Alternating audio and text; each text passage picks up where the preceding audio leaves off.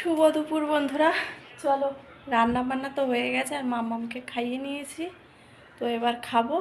আজকে হলো সোমবার, নিরামিষ খেতে হবে, কারণ মঙ্গলবারে বিপত্তারিণী পুজো, তাই নিরামিষ রান্না করেছি। চলো দেখিয়ে দিই, আর ভাতটাও বেড়ে দিই, খেয়ে নেবো। মাম্মাম এখন শুয়ে শুয়ে কার্টুন দেখছে, তো ওই সুযোগে ভাতটা খেয়ে নিই। একটুকুনি ভাত নষ্ট করেছে, দেখো থালা 3 গাল মতো নষ্ট করেছে, খাই না। চলো লেবু। তো দেখো এই যে রান্না করেছি,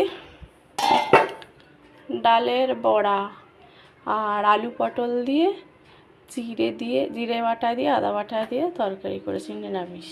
দেখো ঝোল পুরো কতটা করেছিলাম, সব টেনে নিয়েছে, এক কড়া ঝোল।